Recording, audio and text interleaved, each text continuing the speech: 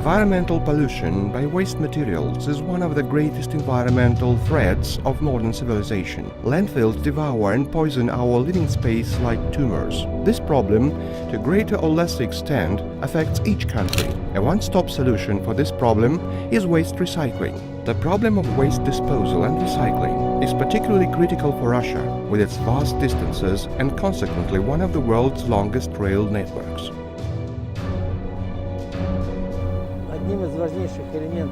Sleepers are among the most important elements of railway because they ensure geometric stability of railway track and hence train safety. Now, throughout the world, wooden and reinforced concrete sleepers are generally used.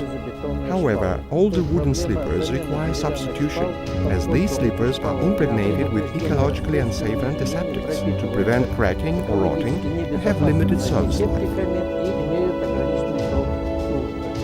In particular, creosote is extremely dangerous to human health. Just like phenols, it affects the nervous system, increases skin sensitivity to light, and may cause severe burns and photophobia. In addition, creosote is considered to be a potential carcinogen able to cause cancerous tumors. For this reason, unauthorized use of creosote is prohibited in the European Union countries from 2003. Dismounted sleepers must be disposed of at special landfills for industrial wastes.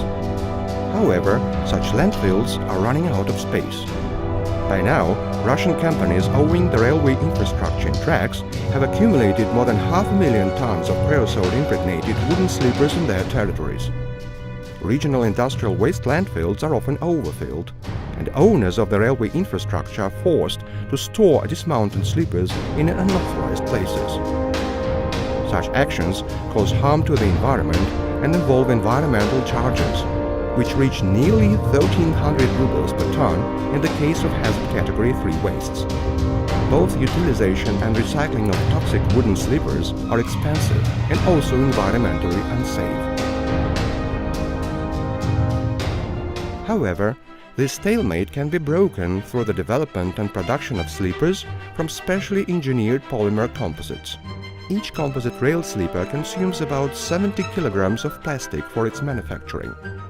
This amount equals, for example, to 1,200 waste plastic bottles, whose recycling problem can be solved in such a way. Now, Tvema Group is aimed at the production of structured polyethylene sleepers from industrial wastes. Household wastes can be used for this purpose. At the moment, VNISHT, All-Russian Railway Research Institute, the leading organization of joint stock company Russian Railways in the field of the railway track structures, is conducting a comprehensive trial of our composite sleepers. The first batch of sleepers was laid in the experimental ring Sherbinka, and by now has withstood transportation of more than 50 million tons of cargo. Another batch is now in field trial with intended service load up to 500 million tons. At the same time, VNISHT is conducting laboratory bench tests. According to preliminary conclusions, the composite sleepers excel wooden sleepers in their mechanical and service properties by 1.5 times. Therefore, we believe that these sleepers are very promising. Domestic market demand is about 10 million units for railway transport, urban transport, and railway tracks of industrial parts. The ground test of composite sleepers is conducted on the second main path of VNISHT test ring. Composite sleepers were made from recycled high-density polyethylene and fiberglass.